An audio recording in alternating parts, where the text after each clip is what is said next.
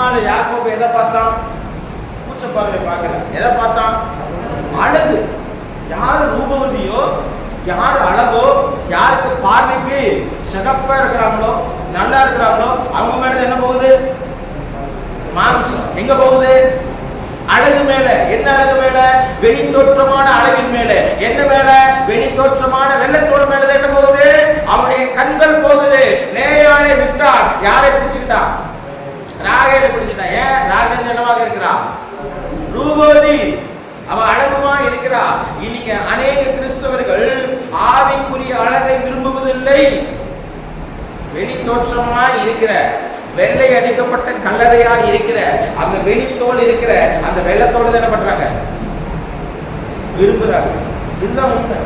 ரூபவதி. என்னவதி? ரூபவதி. பார்வைக்கு எப்படி இருக்குது?